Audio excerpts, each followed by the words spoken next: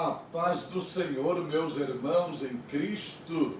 Eu sou o pastor Cláudio Gama, aqui do Rio de Janeiro, e estamos começando agora mais uma escola bíblica dominical. Eu e o presbítero David vamos passar este momento com você estudando a epístola do apóstolo Paulo aos Efésios, numa lição bíblica, temática, onde nós vamos poder crescer na graça e no conhecimento que há em Cristo Jesus. Quero cumprimentar com muita alegria os nossos irmãos da família ADCVEG, a nossa igreja aqui em São Gonçalo.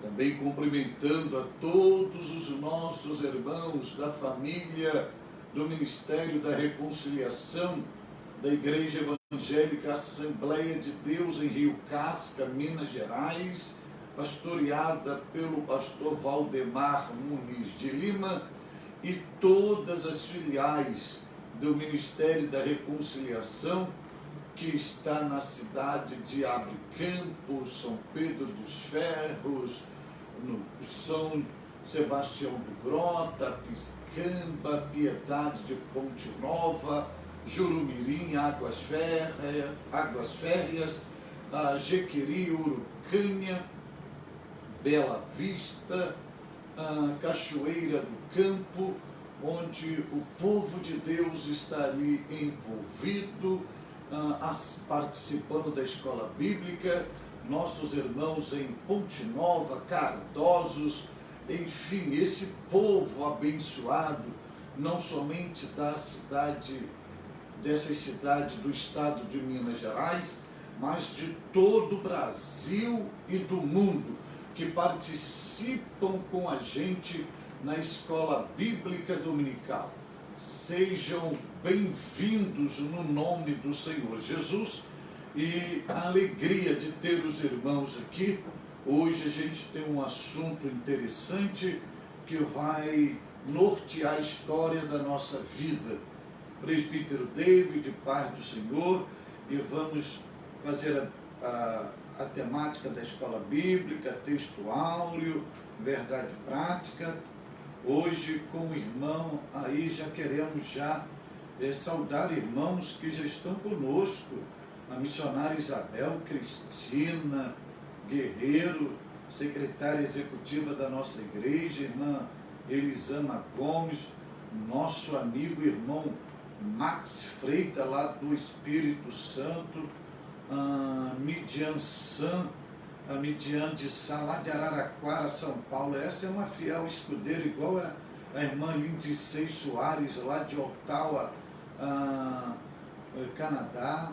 Franciane Ventura, obrigado Franciane. Robson José dos Santos, Aurélio Souza, Aurélio, lá de... confirma-se lá de Aurélio, lá de Penha, Santa Catarina, meu amigo, meu companheiro, meu irmão, um parceiro do meu ministério, está aqui com a gente hoje. Que alegria, o Aurélio, a Franciane já falei, o Eduardo Teles, obrigado Eduardo, o Robson José, Deus abençoe, muitos irmãos participando. E eu, antes da gente começar a aula de hoje, eu vou pedir para que você compartilhe com os seus amigos, compartilhe com a sua família, compartilhe mesmo, o máximo que você puder compartilhar, compartilhe para que a gente possa atingir o maior número de pessoas e abençoá-la, como, olha, o Josué Martins. Josué é um amigaço. Abra a imagem dele aí, o Josué. Josué Messias. O Josué lá de Londrina. O Josias Soares. A Ângela Maria. E outra coisa, irmãos, coloque o nome da sua cidade, como o Joseni Campos. Olha o Joseni. Olha a cidade dele. Arossoiaba, Pernambuco. Obrigado, Joseni. Obrigado. Coloque aí o nome da sua cidade. Olha, Planura, onde está o José Soares, em Minas Gerais. O João Ventura. Ô, João, Cacoal, Rondônia, abra a imagem do João aí. Abre aí, João Ventura. João, Deus te abençoe, um abraço à sua família, à sua esposa, o Guaraci Jesus, olha aí o Guaraci. Guaraci põe o nome da sua cidade. Isabel Campelo também, coloque a irmã Isabel Campelo, sua cidade. A irmã Isabel Campelo também é uma assídua, é uma companheira em todas as ministrações que nós estamos fazendo. A irmã Isabel está nos acompanhando. Deus seja louvado. A irmã Luciana Cardoso já está também aqui participando da Escola Bíblica Dominical. Seja bem-vinda na Escola Bíblica Dominical. Glória a Deus. O Vinícius Souza, de Jundiaí, São Paulo. Então perceba que a gente já tem irmãos de Minas, já tem irmãos de São Paulo, tem irmãos de Pernambuco, tem irmãos do Rio de Janeiro, Rondônia, Paraná, Santa Catarina. Olha o Eliseu Oliveira aí, ó. Obrigado, Oliveira, de 4 Barras, Paraná, o Eliseu Oliveira.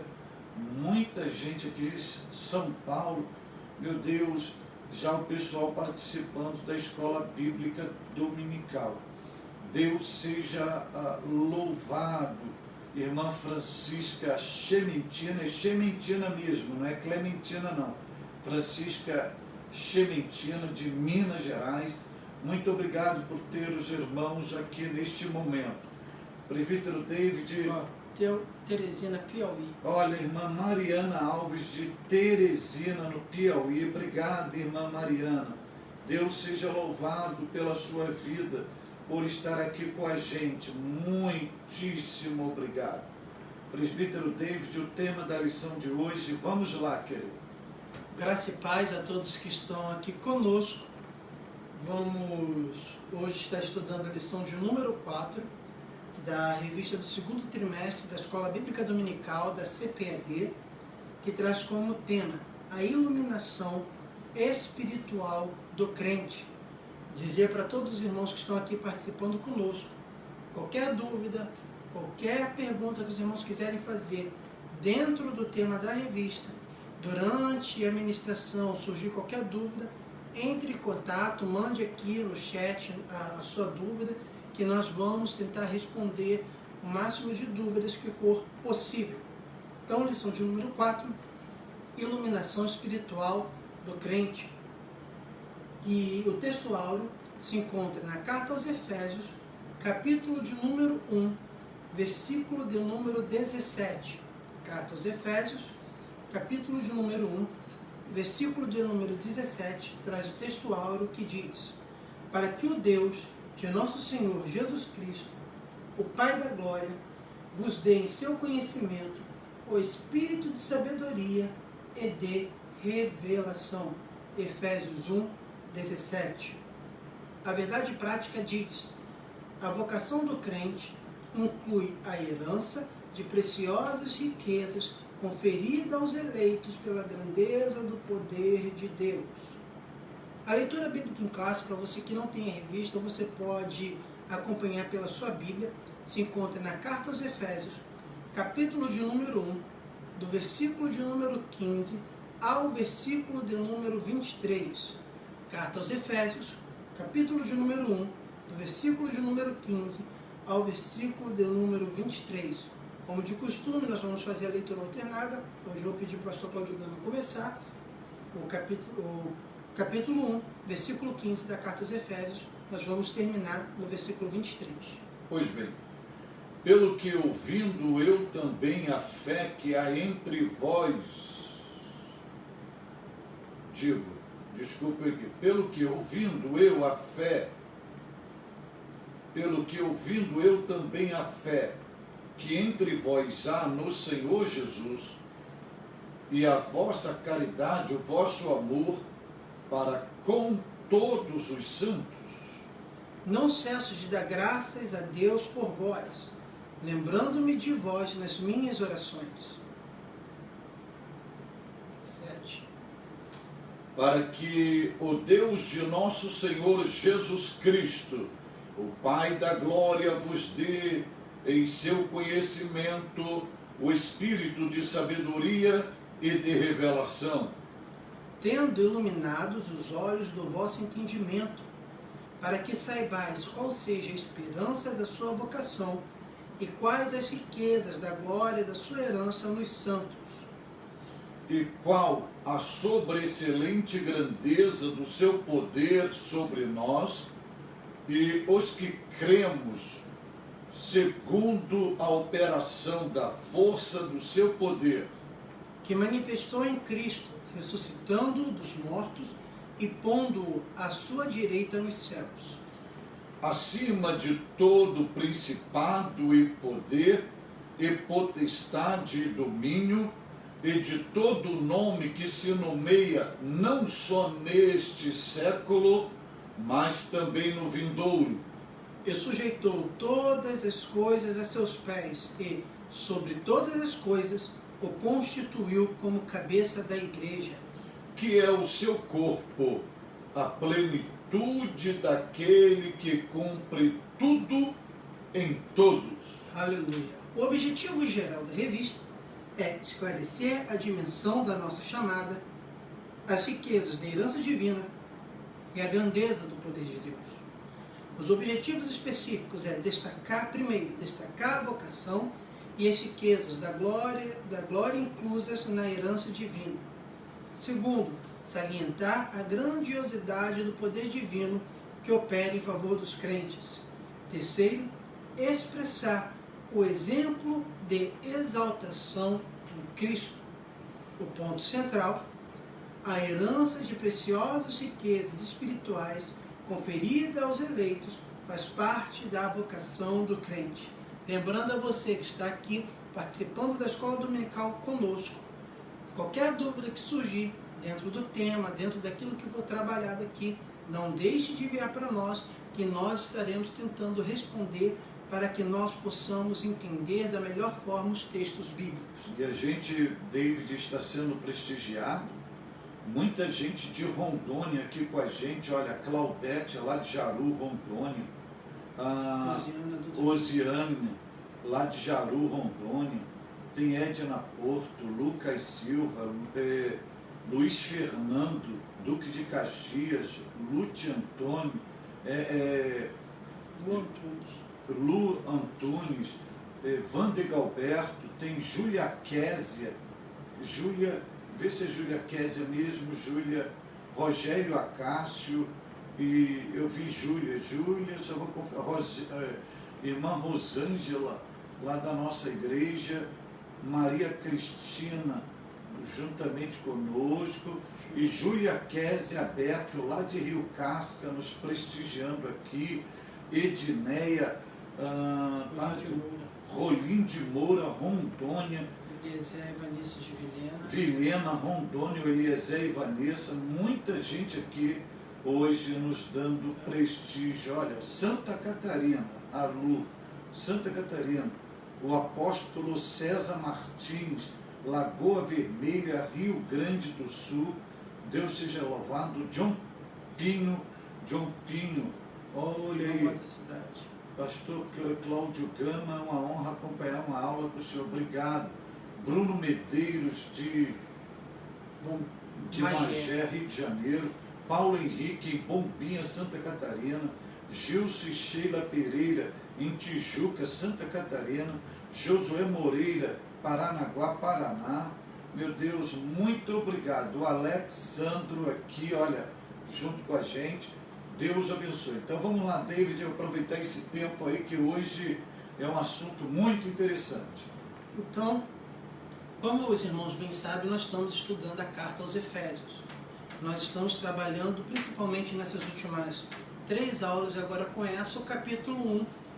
E o escritor, o professor Douglas Batista, que é o comentarista, ele vem esmiuçando o capítulo 1 de Efésios nessas últimas 4 lições, a terceira e essa que nós estamos estudando.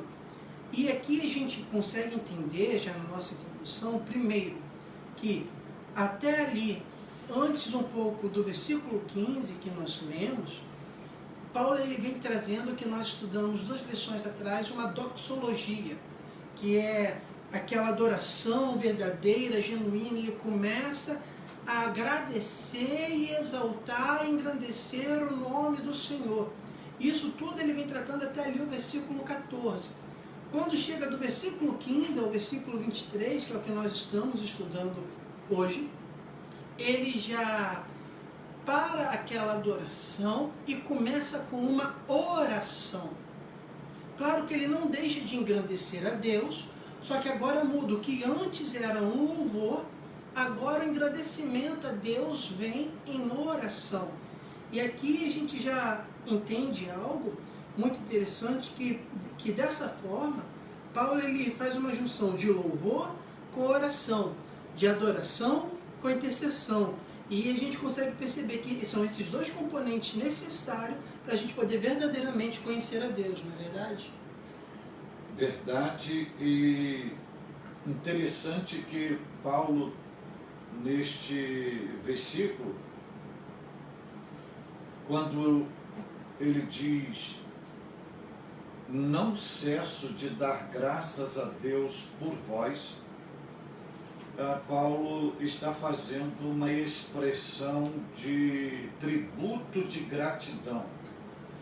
Fica nítido que na vida do apóstolo Paulo está intrínseco o sentimento de ações de graças, de procurar agradecer a Deus em tudo, usar todas as oportunidades, todos os acontecimentos, tudo que acontece, evidencia na história da vida, e Paulo expressa tudo isso em gratidão, ensinando para nós a importância de sermos gratos a Deus em todas as coisas. Porque um dos pecados que ofende a Deus é a ingratidão, e Paulo cultiva isto. Paulo cultiva o sentimento de ações de graça. Outro detalhe interessante nesse versículo é que Paulo diz: não cesso de dar graças a Deus por vós. Veja, ele está agradecendo a Deus pela vida dos crentes, pela vida da igreja. E ele diz assim: lembrando-me de vós nas minhas orações. Significa que algumas coisas importantes, Primeiro, Paulo cultiva ações de graças, e Paulo também cultiva a prática da oração. Só um minuto, só para não interromper, a gente recebeu aqui do Eliseu de Lara falando que o áudio está muito baixo. O pastor Cláudio já vai concluir, mas se alguns irmãos estiverem tendo essa dificuldade, manda aqui para a gente poder saber se é um defeito nosso aqui, para a gente poder corrigir, tá? Pode concluir, pastor. Então, se o áudio não estiver chegando ou estiver baixo, avise para nós aqui, tá bom? Então eu vou recomeçar. Paulo, orando pelos irmãos. Paulo, no versículo 16: não cesso de dar graças a Deus por vós. Significa dizer que no sentimento de Paulo, intrínseco na sua alma, no seu homem interior, está a essência do tributo de gratidão a Deus. Paulo aproveitava todas as suas circunstâncias, seja ela positiva ou negativa, para transformá-la em tributo de ações de graça. Toda a vida de Paulo caracterizada por ações de graça, ensinando-nos que devemos ser grato a Deus em tudo. Ser grato a Deus em tudo. E ele está agradecendo a Deus pela vida dos irmãos, pela vida do crente, que ele diz assim: ações de graças a Deus por vós. E também ele ensina a quem devemos oferecer ações de graça. Além de termos o sentimento de gratidão, nós não podemos agradecer erroneamente ou equivocadamente. Ele diz que ações de graça é a Deus, porque Deus é a fonte de tudo, é a causa de tudo, é a origem de tudo. E ele oferece essas ações de graça a Deus. E na parte final do versículo, ele diz: lembrando-me de vós nas minhas orações. Significa dizer que a oração na vida de Paulo não era um ato obrigatório, ou ele não orava por religiosidade. A oração de Paulo era algo prazeroso, ele cultivava a oração como um estilo de vida. Além disso, ele reflete nesse ato de oração o tipo de oração que ele está fazendo. E a oração que ele está fazendo é uma oração intercessória. Ele está lembrando dos crentes e orando pelos crentes. Agora, é interessante aqui que tem um segredinho, que Paulo usa o pronome pluralizado 2 vezes, por vós e de vós. Por vós e de vós. Se referindo à coletividade da igreja. Ele diz: não cesso de dar graças a Deus por vós, lembrando-me de vós nas minhas orações. Então, quem são esse vós que está aqui por trás desse pronome pluralizado? Está no versículo 15. E é bom salientar um segredinho 15, que Paulo diz assim, pelo que ouvindo eu também, a fé que entre vós há no Senhor Jesus. Preste atenção, ele ouviu que os crentes estavam exercendo a sua fé em quem? Em Jesus. Então, uma comunidade, uma igreja que está com a sua fé conectada, encaixada, enraizada em Jesus. Agora, olha o detalhe que ele diz assim: fé em Jesus, ouvindo da vossa fé, ouvindo também a fé que há em Jesus, o Senhor, Jesus, e o vosso amor para com todos os santos. Ou seja, aqueles que exerciam a fé em Jesus, eles manifestavam a fé, materializavam a fé, reproduziam a fé em Cristo. De que forma? Amando os santos. Então os crentes tinham amor em Cristo, fé em Jesus e amor para uns com os outros, falando da essência do cristianismo, do que é viver com Cristo. Aí chega no versículo 16, ele vai ratificar: não cesso de dar graças a Deus por vós, ou seja, de ver você, porque qual é o motivo da gratidão dele?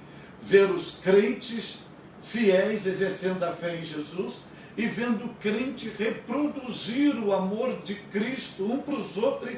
Isso motivou Paulo: eu agradeço a Deus por vocês, eu agradeço a Deus por vocês. E ele diz: e é por isso que eu me lembro de vocês na oração, intercedendo por vocês. Então é importante a gente sempre exercer a essência da fé cristã com qualidade, porque isso motiva não só o nosso crescimento, mas motiva outras pessoas a se colocarem como nosso intercessor e agradecer a Deus por tudo que Deus está fazendo em nós e por tudo quanto nós estamos fazendo por amor a Deus no exercício da fé a outras pessoas. Agradecer a todos que mandaram aqui. A grande maioria falou que o áudio está normal. Nós vamos tentar manter um tom de voz um pouco mais alto para tentar chegar à captação. Mas para você que tiver com som muito baixo, te dá 2 conselhos. Tenta fechar o aplicativo do Facebook e abrir de novo para ver se melhora, que pode ser algum bug ali no sistema, ou tenta trocar o aparelho que você está vendo. Se você está no celular, tenta ir no computador, ou se você está usando um fone de ouvido, tenta tirar o fone de ouvido, porque isso também pode dar uma interferência, já que a maioria aqui para nós disse que está normal, o som está indo bem, mas o nosso objetivo é que todos consigam ter de uma melhor forma. Então A gente vai tentar até manter esse tom de voz que eu estou falando agora, que é um pouco mais alto, mas acredito que melhora a captação, sim, para poder atender todos os Selma Beatriz, obrigado por estar aqui comigo. Irmã Ana Maria Rocha, Rio Casca, que prazer tê-la aqui. O pregador pastor Fernando Gruba, de Bombinhas, Santa Catarina. Silvio Lira, sejam bem-vindos aqui na Escola Bíblica Dominical com o pastor Cláudio Gama e o presbítero David.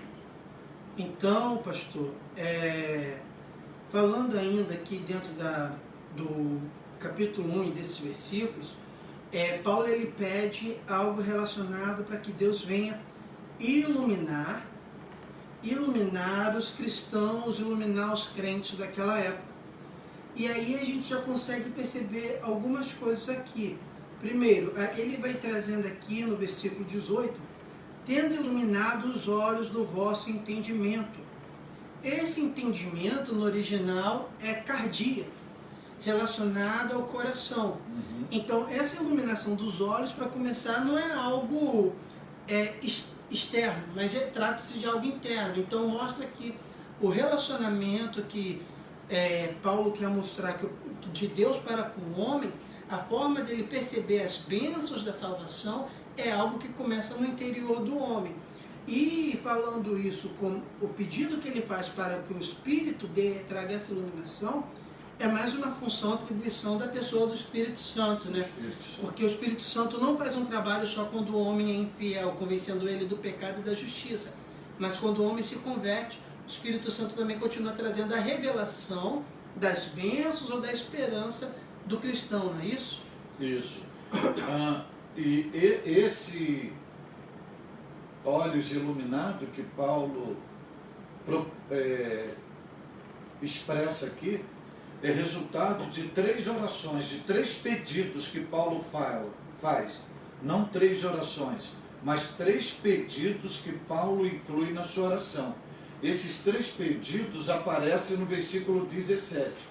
Para que o Deus de nosso Senhor Jesus Cristo, o Pai da glória. Esse aqui é interessante, olha só como é que a linguagem bíblica ela é importante. No início do versículo Paulo não diz que Deus de nosso Senhor Jesus Cristo.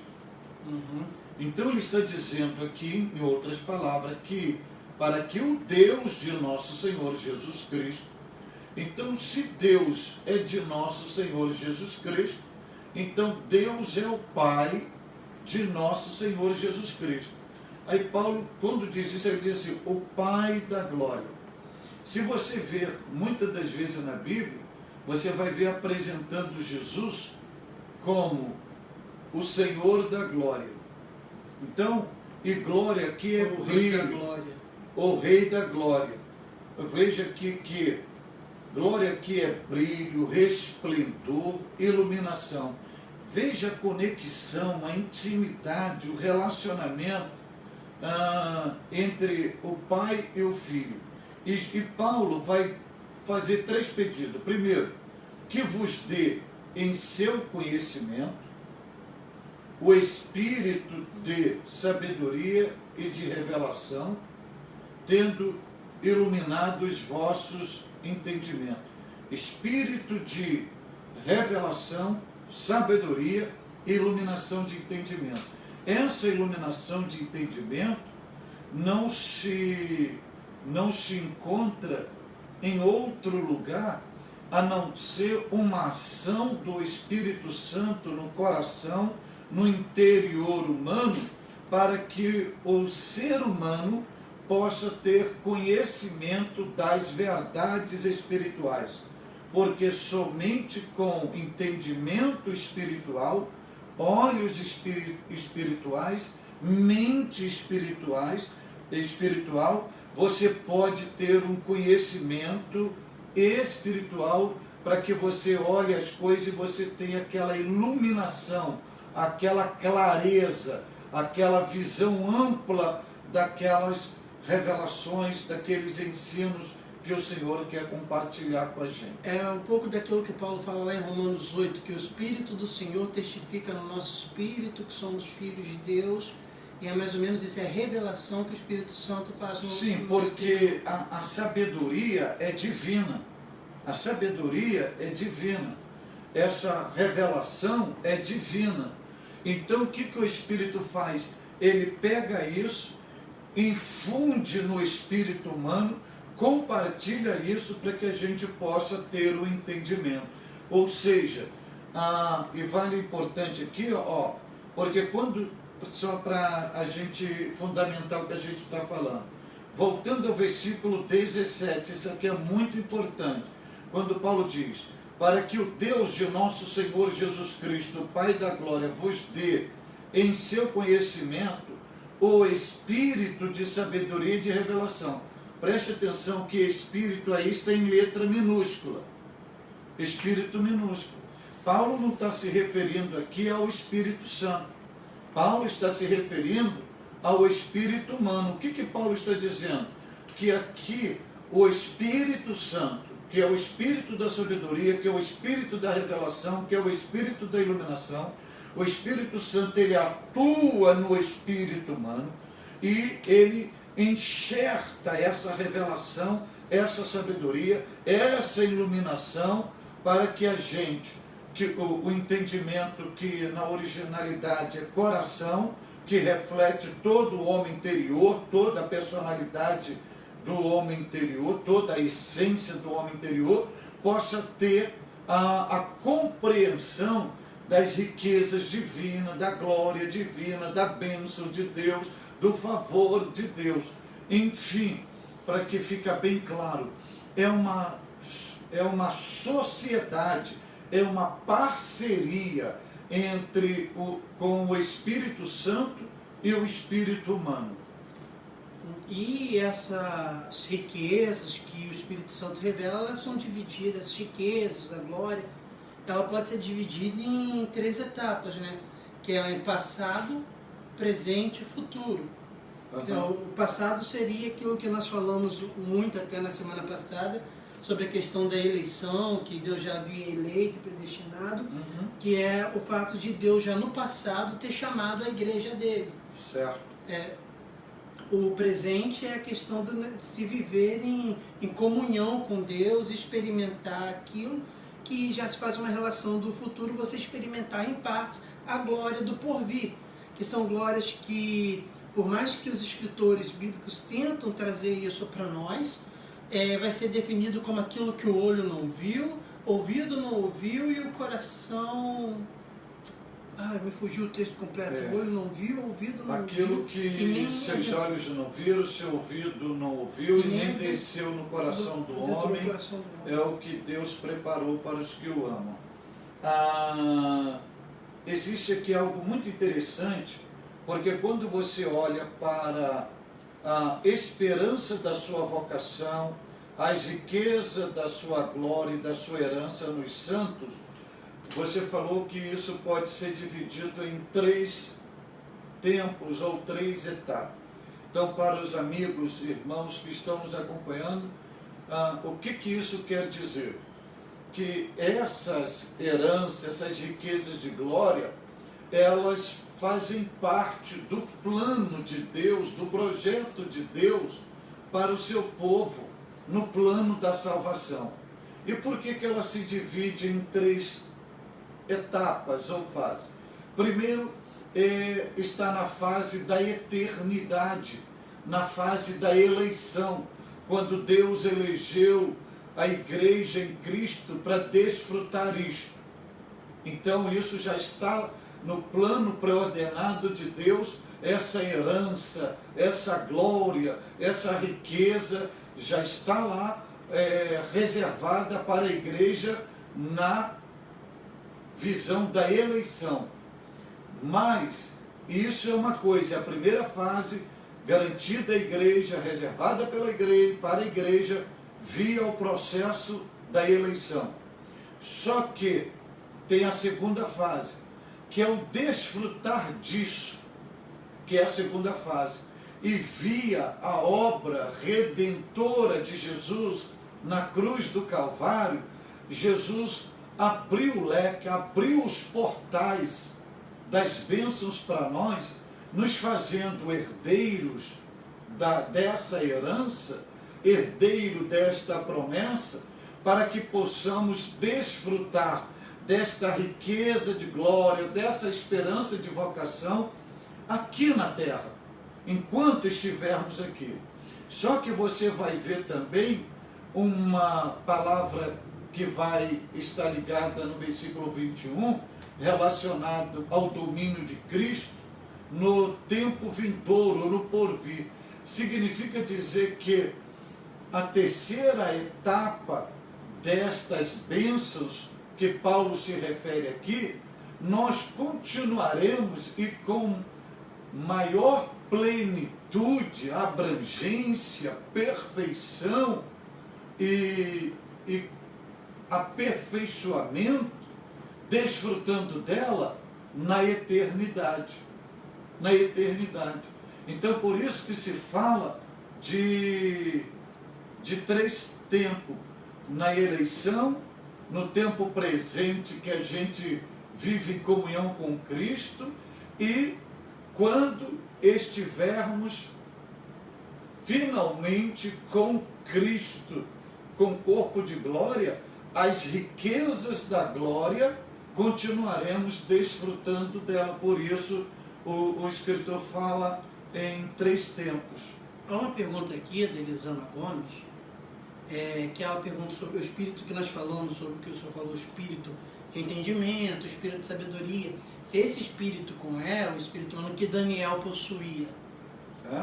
Ela pergunta se esse espírito, o espírito que nós falamos com entendimento, de sabedoria, o espírito menor, o espírito do homem, se Daniel possuía esse espírito. Para deixar bem claro, todo ser humano tem o espírito humano. Todo ser humano tem o espírito humano. O espírito de sabedoria, Elisama, aparece lá em Isaías 11, versículo 2, que as 7 manifestações operacionais do Espírito Santo. Dentre essas operacionalidades e manifestações está o espírito de sabedoria, o espírito de entendimento. Você vê isso também, para abrir o leque, quando você vê na distribuição dos dons espirituais em Corinto, o Espírito Santo também distribuindo sabedoria. No caso de Daniel, que você perguntou, aí vai a tua resposta. Daniel era um ser humano igual a cada um de nós, mas naqueles momentos que Deus usava, tanto para interpretar sonho, para desfazer enigma, ali havia a manifestação do Espírito Santo no seu espírito, tanto lhe dando entendimento, quanto lhe dando sabedoria, quanto dando a ele revelação. Porque estas ações, elas não são apenas para a dispensação da graça. E eu vou lhe explicar isso. Isso já acontecia nos homens, nos santos do Antigo Testamento. A grande diferença na dispensação da graça é que no Antigo Testamento eram ações esporádicas do Espírito Santo. E pontuais. E já na dispensação da graça são ações permanentes, ativas do Espírito Santo. Então, respondendo a você, havia-se uma ação do Espírito Santo no espírito humano de Daniel, lhe fazendo uma pessoa diferenciada pela sabedoria divina. A Bíblia chega até a falar que nele havia um espírito excelente. E foi até o comentário que ela colocou aqui, o senhor percebeu, que em Daniel fala que ele tinha um espírito de excelência. Não somente ele, mas também José, que passou por essa experiência também. E talvez Salomão também. Salomão passou por isso. Aí, já que você tocou em Salomão, aonde a gente vê isso aqui, Salomão? já explicando a Elisama e tirando a dúvida de todo mundo. Aonde a gente vê o espírito humano de Salomão tendo a iluminação pelo Espírito Santo, quando as duas mulheres estão disputando um filho. Então, como é que foi a iluminação? Pega uma espada e vamos dividir a criança no meio e cada uma fica com a metade. A verdadeira mãe, por amor, falou, não faça isso, dá isso. Então o Espírito Santo iluminou o espírito de Salomão, diz, essa é a verdadeira mãe, leva o filho. Então nesse ato você vê essa ação. Amém. Aí ela botou aqui que entendeu, então acredito que ficou repleto, e isso já completa aquilo que nós viemos falando nas últimas aulas sobre o Espírito Santo ter atuado também no Antigo Testamento, sim. Como você falou, de forma esporádica e pontual, não da forma contínua, como nós temos depois da graça. Isso aí. Aleluia. E agora nós vamos falar sobre o poder de Deus. Quando você olha o versículo 19, Paulo fala assim, sobre a sobreexcelente grandeza do seu poder. E aqui até o comentarista da lição, ele bota como pleonasmo. O que é pleonasmo? É redundância, subir para cima, descer para baixo. Só que ele expressa o seguinte, Deus é um ser tão grande, tão majestoso, que você não tem como explicar Deus em toda a sua essência e explicar o poder de Deus. Então Paulo ele usa e aqui fala sobre que é a primeira vez que Paulo faz esse tipo de uso de linguagem, de redundância, de pleonasmo, mas ele bota isso, o sobreexcelente, que quer dizer extraordinário, o megatos, que é a grandeza, e o dunamis, que é o poder, fora de medida, para poder deixar bem claro que Deus ele é extremamente poderoso, não é isso? Porque na verdade, o que o escritor da lição ele está dizendo? Que Paulo poderia apenas ter dito assim, a excelência da grandeza do seu poder. Paulo poderia só usar o termo excelência ou excelente, já estava subentendido. Mas Paulo coloca sobreexcelente, onde é que ele chama de redundância. Porque, ou seja, Paulo está diante ou vivenciando um poder tão pleno da parte de Deus, tão extraordinário, que na verdade ele não tem uma linguagem humana para ele conceituar, expressar esse poder. Então ele usa esse pleonasmo para dizer sobreexcelente. Então o que ele quer dizer sobreexcelente nesse pleonasmo? Fala assim, olha, é um poder dimensional, é algo tão fenomenal, tão extraordinário, ilimitado, que a gente não tem como mensurar esse poder. No sentido de quando ele usa o termo sobreexcelência. E antes da gente seguir, surgiu uma pergunta aqui do Cleiton Santos. Ele bota assim, pastor, quando Paulo fala da riqueza do Espírito, qual o efeito que surge em nós? Provavelmente, qual o efeito dessa riqueza do Espírito? Essa riqueza do Espírito, é o Cleiton. Cleiton Santos. Eu vou lhe responder eu não vou te responder, o próprio Paulo vai te responder no capítulo 4 de Efésios, a partir do versículo 12, que era a oração também de Paulo, querendo o aperfeiçoamento dos santos para a obra do ministério, para a edificação do corpo de Cristo, até que cheguemos à unidade. Então, ele está perguntando qual é o efeito. O efeito da riqueza do Espírito em nós. Primeiro efeito, aperfeiçoamento. Segundo efeito, capacitação para a obra do ministério. Terceiro efeito, edificação do corpo de Cristo. Quarto efeito, a unidade da fé. Quinto efeito, e ao conhecimento do Filho de Deus.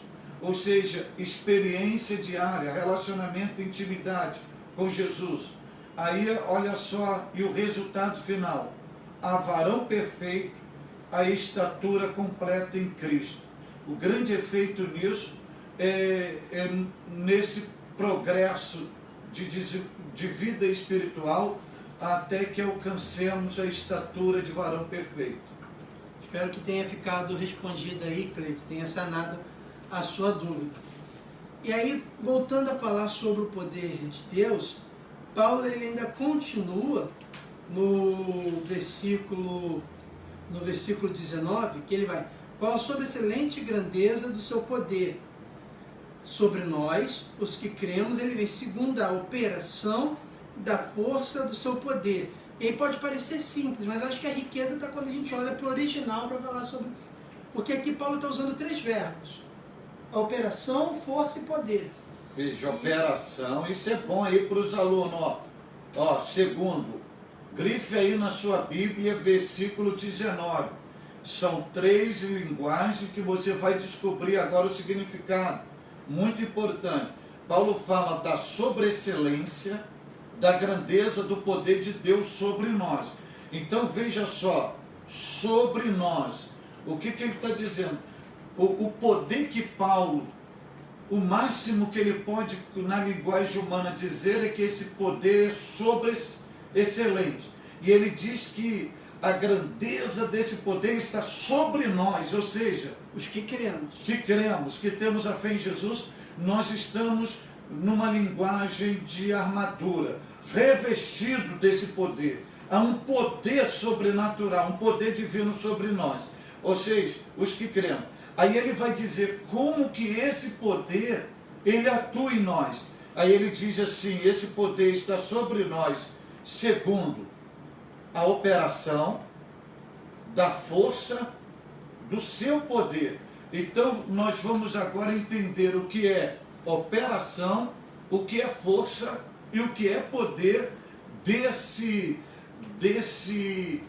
algo sobrenatural que Paulo chama de grandeza sobreexcelente do poder de Deus sobre os que creem. E só para eu falei que são 3 verbos, porque no original são verbos. São verbos. Tá? No português não, mas no original, força, operação, força e poder são verbos. Então olha só, aí eu vou falando por um. Isso, falando por um. Vem, operação, que é a tradução de energia, que também significa eficácia, sinalizando a ideia do poder em atividade. O que significa isso na prática? Operação é uma ação do poder de Deus que te dá energia para te colocar em atividade para uma obra específica. Depois vem força, que vem do termo kratos, que faz ideia de intensidade.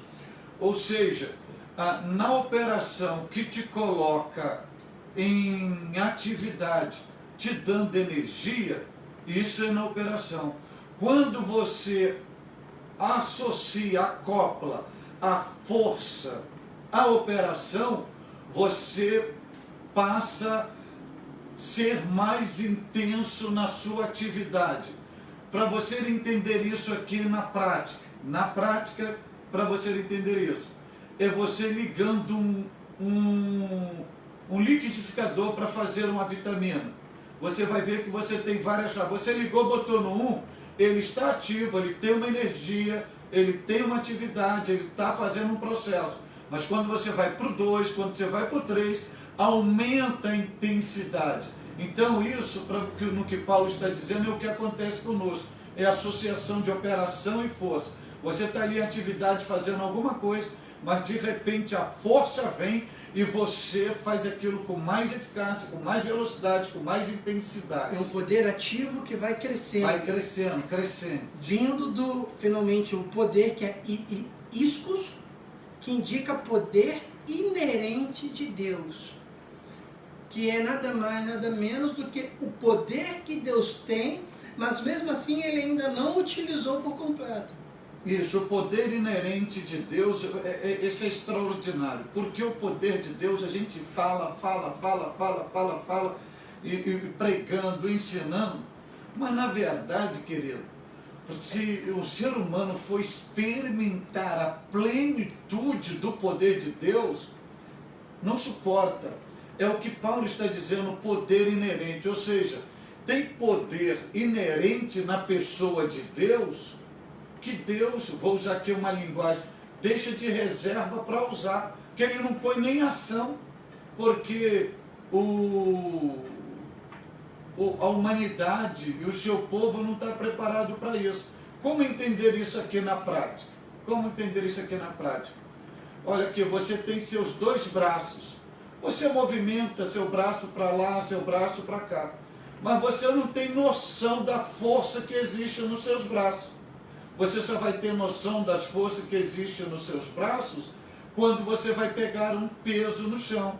Então tem pessoas que o braço dele tem força para tirar do chão, deslocar do chão 10 quilos, mas tem pessoas que já têm 20, tem pessoas que pegam um saco de cimento com facilidade com 50 quilos. E às vezes o bracinho dele é dessa grossura, mas ali tem uma força inerente, um poder inerente que os olhos humanos não percebem. Então é isso que Paulo está dizendo em Deus, que Deus tem um poder inerente, que se ele liberar esse poder, ele vira essa terra de perna pro ar. Se ele não liberar, ele já faz isso. Ele já faz isso, não soprar, só para você ter uma ideia do que eu estou falando aqui, para você não pensar que é coisa da minha cabeça, só na minha cabeça, para você entender isso, Abertura do Mar Vermelho, já que a gente está fazendo. Todo mundo acha que foi Moisés que abriu, ao estender o cajado, tudo. Eu vou lhe dizer quem abriu o Mar Vermelho. Cântico de Miriam, capítulo 15, versículo 8, diz assim Miriam cantando: e com o sopro dos teus narizes amontoaram as águas, as correntes pararam como um montão, os abismos coalharam no coração do mar.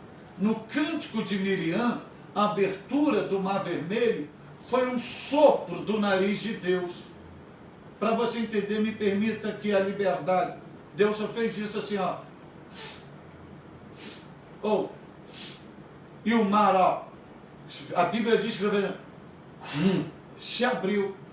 Isso numa linguagem antropomórfica, Miriam fala o sopro das tuas narinas. O mar se abriu. Agora imagine o movimentar da mão de Deus. Agora imagine Deus dizer assim: agora vai todo o meu poder.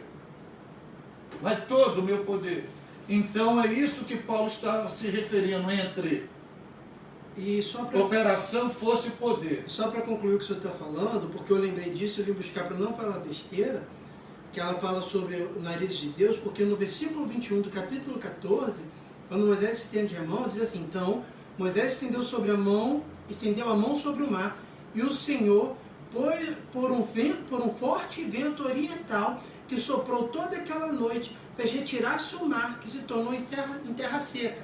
Ou seja, um vento forte que veio e gerou aquela abertura, ao qual Miriam vai descrever, inspirada pelo Espírito Santo, aquilo que nós estávamos falando uns pontos atrás, a inspiração do Espírito Santo, a interpretação, o entendimento e a iluminação, então, que vão sopro das narinas de Deus. Usando uma linguagem antropomórfica. Agora, se foi só um respirar de Deus, só um soprinho, imagine a voz, imagine a mão, imagine um toque, imagine ele se levantando do trono, imagine ele liberando uma parte. Rapaz, olha, é algo fenomenal. Que Deus assopre na minha casa. Vai assoprar, Luiz. Lindicei, obrigado. Ana Maria Rocha, obrigado. Cleito. Porque quando Paulo cita 2 Coríntios 4:7 sobre o tesouro de barro.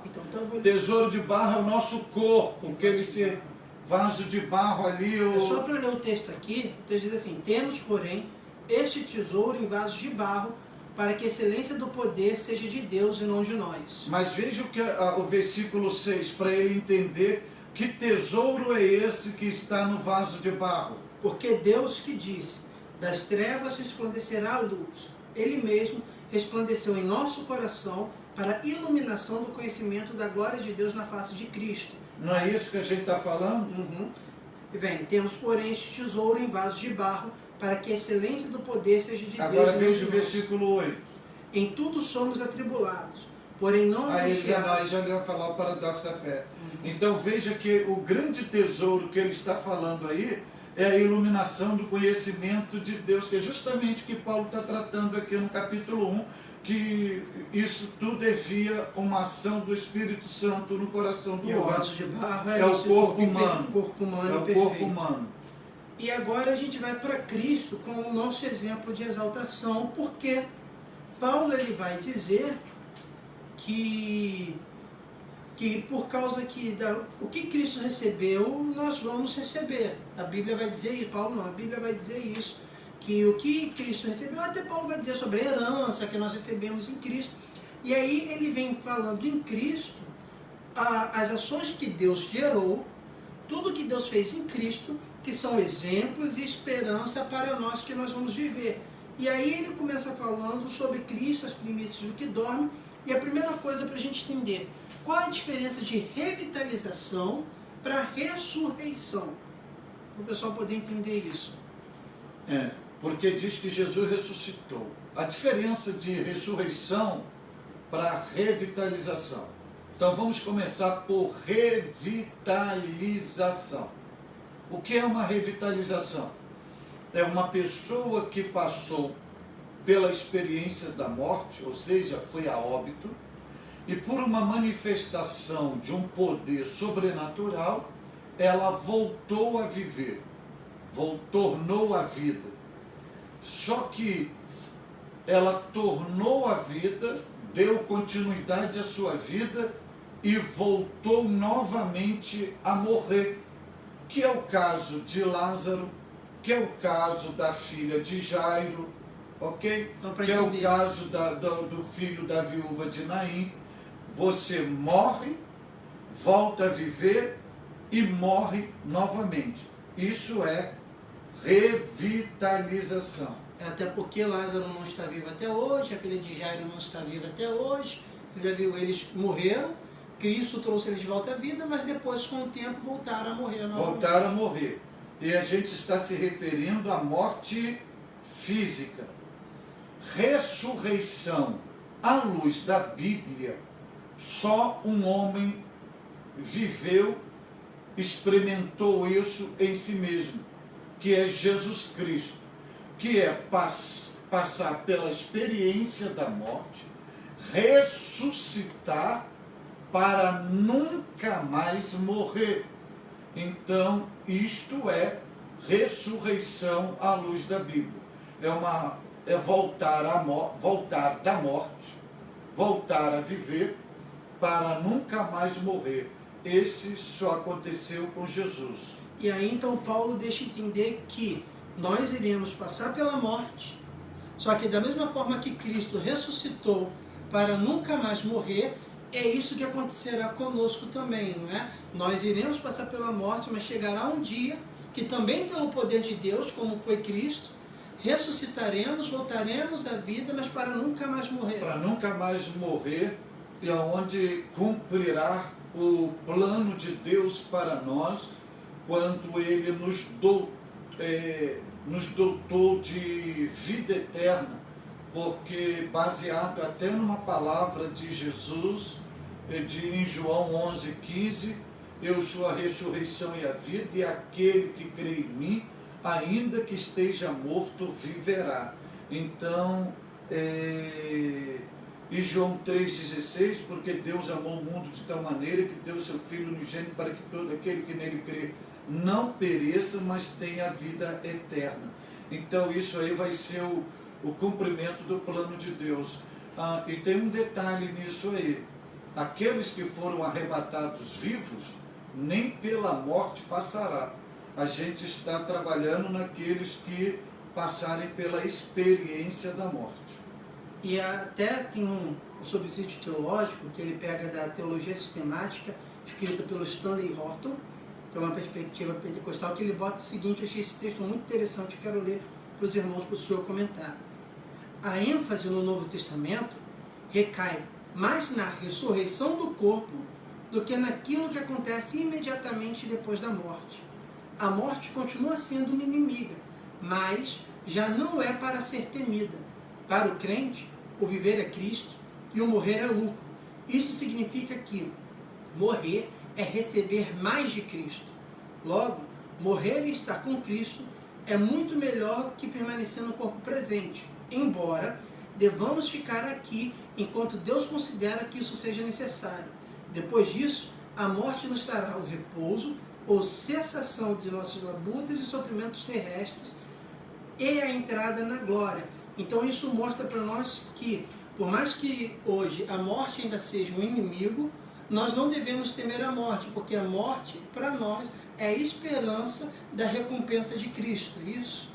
A morte, na verdade, já está vencida em Cristo. Nós não estamos isentos dela por causa da hereditariedade adâmica, só que a morte hoje, numa linguagem bem popular, é uma ponte que nos promove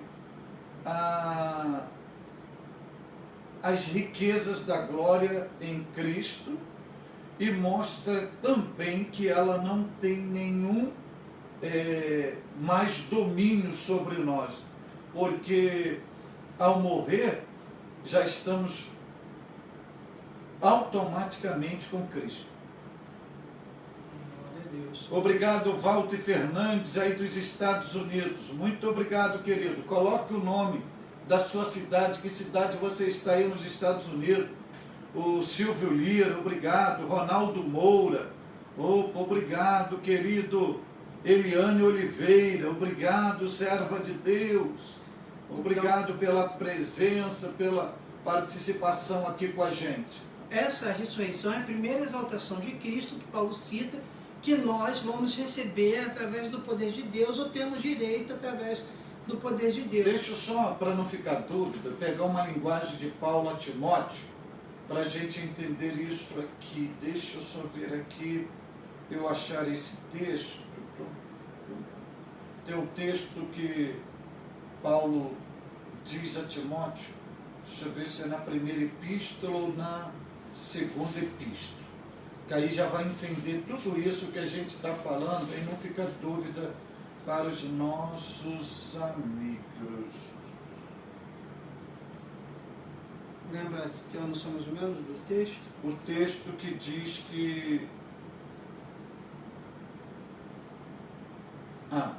Show. Olha só, pega na sua versão aí, que eu vou pegar na minha aqui para entender aqui, ó. 2 Timóteo. 2 Timóteo, capítulo 1, versículo 8. 2 Timóteo 1 e 8.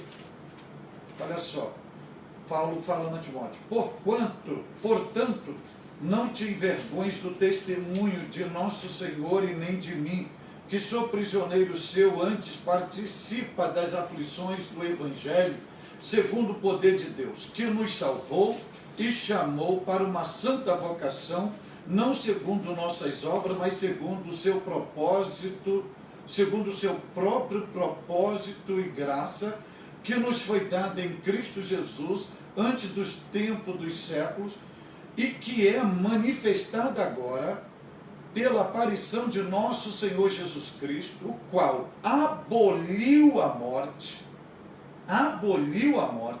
e trouxe à luz a vida e a incorrupção pelo Evangelho, para que fui constituído pregador. Tem uma versão que diz que trouxe consigo a imortalidade. Aqui, a minha versão. Então, leia para eles. O do 8 ao 10, 2 Timóteo 1, do 8 Não, ao 10. pode ser o meu 10, pode ser o meu 10. E manifestada agora pelo aparecimento do nosso Salvador Cristo Jesus, o qual não só destruiu a morte, como trouxe à luz a vida e a imortalidade mediante o Evangelho. Então, veja só, aí é que o poder da ressurreição, Cristo destrói a morte, abate a morte, vence a morte, aniquila a morte. Mas ele não só destruiu a morte, ele traz, na vitória sobre a morte, ele traz para nós a bênção, o direito, a herança de quê? Da imortalidade, que na minha versão chama de a luz, a vida e a incorrupção, ou seja, de você nunca mais ser corrompido, destruído pelo poder da morte ou do pecado. Então essa é a primeira bênção, ou a primeira exaltação, e as duas últimas eu vou resumir em uma coisa só, porque elas têm praticamente o mesmo sentido, por mais que sejam coisas distintas, que é o fato de Cristo ter sido elevado à direita de Deus e ele ter sido exaltado sobremaneira. Até porque a gente precisa entender o contexto, que era um contexto oriental, que o Paulo estava escrevendo, que aquele que se sentava à direita do rei era a pessoa de maior honra. Geralmente era o chefe de Estado ou o governador, que era a pessoa de maior honra. Então isso mostra para nós duas coisas. Primeiro, que Cristo, ele mostra para nós o completo triunfo sobre o pecado e as forças do mal, que é algo que nós vamos conseguir também pelo poder de Deus, que é vencer completamente o pecado e as forças do mal. E segundo, iremos reinar com ele, já que ele foi colocado acima de todo o principado, poder, potestade, domínio e todo nome que se nomeia. Então isso mostra também que não virá ninguém superior a Cristo, dando a esperança de que nós reinaremos com Cristo eternamente, não é isso? É verdade. Esses principados, aqui olha, acima de todo, 21, principado, poder, potestade, domínio, de todo nome que se nomeia, e não só nesse século, mas também no vindouro. Isso aqui são, para quem está nos assistindo aqui, são hierarquias de seres angelicais, aqueles que permaneceram fiéis a Deus, hierarquias também de demônios. Isso mostrando que Jesus, ele foi nomeado, ou seja, ele recebeu poder, delegação de estar acima tanto do reino angelical divino, quanto no reino infernal. Ele exerce o domínio sobre tudo e sobre todos.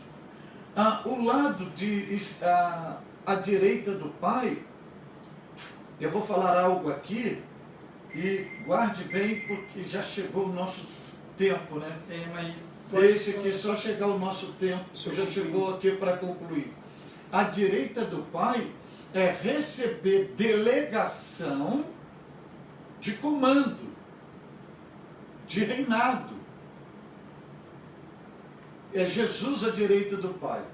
Agora, para a gente encerrar aqui, ele receber essa delegação aqui.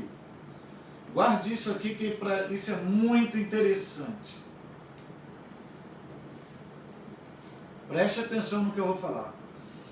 A direita do Pai, como diz no conceito oriental, era um lugar dado aos primeiros-ministros, de honra, de nobreza, de exaltação, de primazia, de destaque.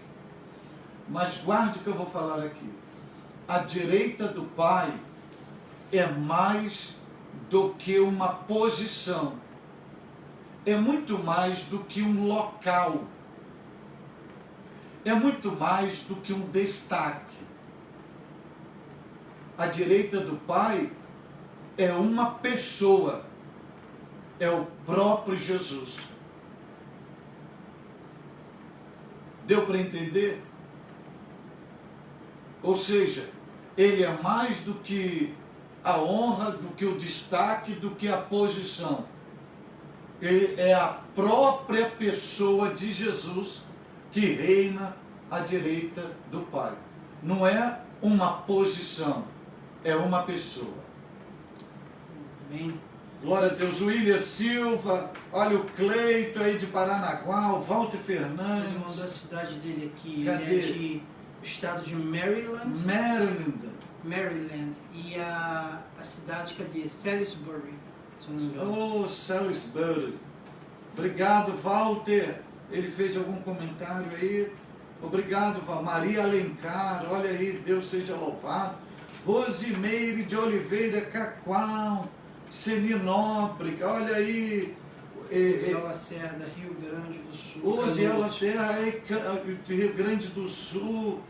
Eliseu de Lara, olha aí, querido, que bom você estar aqui. A pergunta dele, pastor, sobre o rico Lázaro. Pastor, sobre o rico e Lázaro. Morreu o rico, morreu também o Lázaro. Viu Lázaro, o rico viu Lázaro. Não, acho que não é uma pergunta, é só um comentário. Só um comentário. Ivan André de Nova Odessa. Obrigado, André. Paranaguá, Paraná. Oséias, de Paranaguá, olha aí, obrigado. Ronaldo Moura, que está aqui sempre com a gente. A Lindsay de Ottawa. Já está acabando, pastor, muito boa explicação, pena que é pouco tempo. Querido. Mas nós passamos a revista todinha. Vamos a lição toda e trabalhando versículo por versículo. Olha, se a gente pudesse, a gente ficaria muito mais, mas os compromissos nos chamam. Obrigado pelo carinho. Então, irmão, semana que vem, 10 horas, lição 5, libertos do pecado para uma nova vida em Cristo. Olha aqui, eu estou com o Rogério Pereira, lá de Várzea Paulista.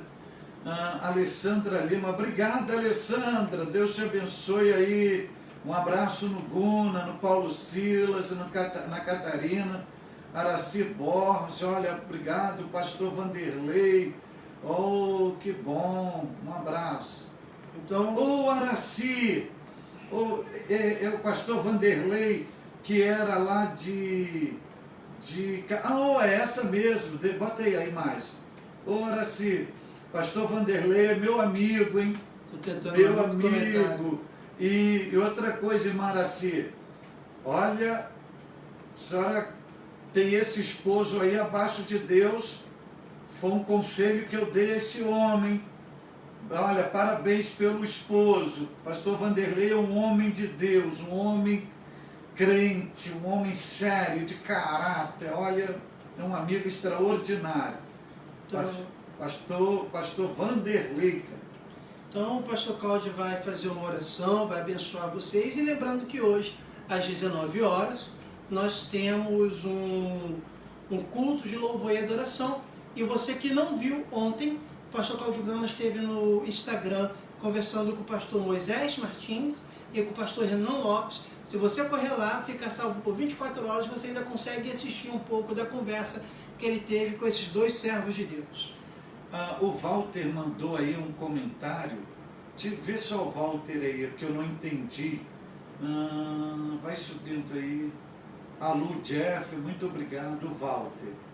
Para o senhor. Eu não entendi o que ele veio. Tá. Pastor, depois. Eu vi, depois eu falo com o senhor aqui o que ele mandou. Não li aqui. Glória a Deus. Olha aqui, José Cavalcante. Queiroga de Rolim de Moura, não perco sua aula, obrigado querida Luciana Cardoso, obrigado, muita gente aqui.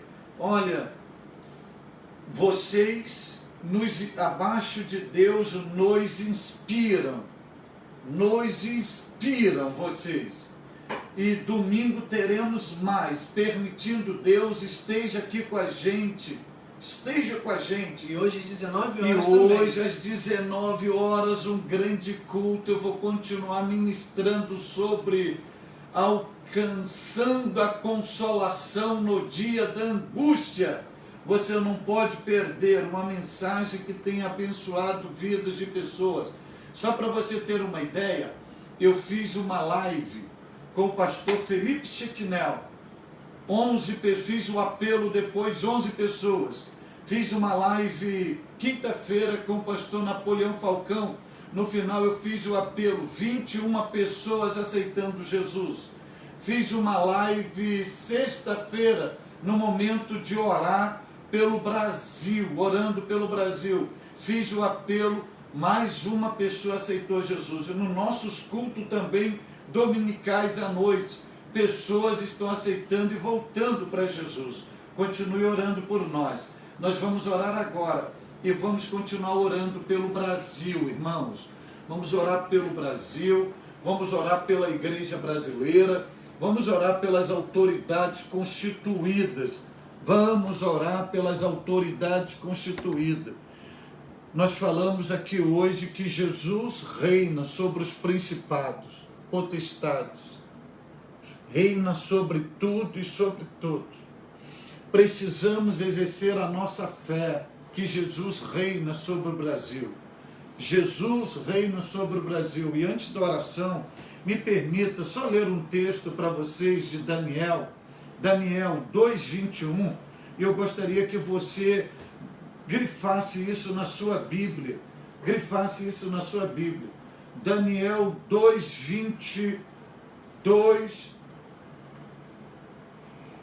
Olha só, Daniel capítulo 2, versículo 20 e 21. Principalmente o 21, mas vamos no 20.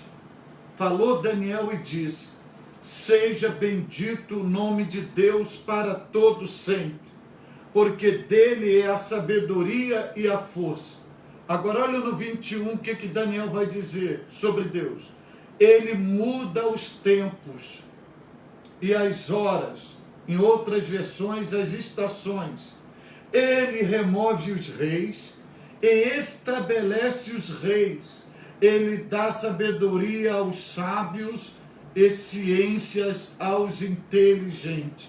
Ou seja, ele muda o tempo, muda as estações, muda os reinos, estabelece reis. Cremos em um Deus que está no governo. Cremos em um Deus que tem o controle do mundo. O Deus que é Senhor sobre tudo e todos. O Deus, como eu disse, como cantou Miriam, com o sopro da sua narina, abre mar, muda tudo. É nesse Deus que nós cremos. Vamos orar para que Deus, o Deus dos céus, Ele olhe para o Brasil, para a nossa nação, e estenda a sua mão e faça alguma coisa em favor da nação brasileira, para que a praga do coronavírus seja repreendido e volte à normalidade as atividades do brasileiro para ganhar o pão de cada dia, para que toda esta perturbação, esse clima angustiante que assola o nosso país, politicamente falando, seja dominado pelo poder de Deus, e algo sobrenatural venha acontecer em nosso país, baseado em ética, baseado em verdades, baseado em glórias ao nome do Senhor. Que a vitória seja do brasileiro, que a vitória seja do Senhor Jesus, que a vitória seja do povo de Deus. Vamos orar agora. Ore comigo. Nosso Deus e nosso Pai, no nome de Jesus, o Salvador, quero lhe agradecer, ó Deus, por esse momento tão especial de estar com teus filhos na escola bíblica dominical, crescendo em graça, crescendo em conhecimento. Que a boa mão do Senhor esteja sobre eles, abençoando neste dia, dando prosperidade. Não permita que nenhum deles sejam contaminados ou contagiados pelo Covid-19, mas que eles estejam blindados pelo teu sangue. Senhor, eu oro pela nação brasileira, eu oro pelo nosso país. Repreenda essa praga coronavírus do nosso país, Senhor Deus, repreenda de uma vez por toda. Oramos pelo sistema político do nosso país, pedimos a bênção sobre a nação, sobre os governantes, Senhor, pedimos a bênção sobre as autoridades constituídas, sobre o presidente da República, sobre toda a família brasileira. Senhor, age em nosso país. Tu és o Deus que muda os tempos, muda os reinos, muda as estações. Tu estás no comando de tudo e de todos. Não cai um fio de cabelo e uma folha da árvore se o Senhor não autorizar.